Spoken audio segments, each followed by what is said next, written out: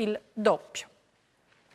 Al Teatro Carignano tavola rotonda tra esperti per illustrare i contratti di convivenza, cioè accordi privati stipulabili tra conviventi e che riguardano solo la parte patrimoniale. La giornata organizzata dai notai italiani per chiarire finalità di questo strumento giuridico. Quello che non è questa presenza dei notai è mettere un timbro e dire voi da oggi siete conviventi.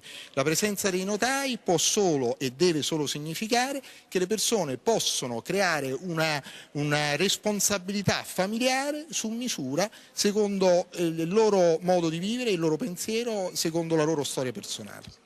È stato il primo notaio in Italia a stipulare un articolato contratto di convivenza, diritti immobiliari compresi, ed anche per questo motivo era stamane al tavolo dei relatori del dibattito sugli aspetti economici e sociali relativi alle famiglie di fatto. Una iniziativa dei notai che dedicano la giornata di oggi all'informazione sui contratti di convivenza, patti privati, stipulabili da coppie che vogliano regolamentare alcuni aspetti patrimoniali, casa, proprietà dei beni, mantenimento in caso di bisogno, obblighi reciproci, questioni solo patrimoniali, obblighi giuridici senza nessun riflesso di riconoscimento civile. In sostanza un accordo per il quale, va detto, è comunque sufficiente una scrittura privata. I notai ci mettono in più la loro professionalità. Tutto quello che non è patrimoniale dovrebbe necessariamente trovare soddisfazione in una legge, e qui si parlerebbe di unioni civili, di Pax, eccetera, che esulano completamente da quello che è il nostro progetto e la nostra proposta.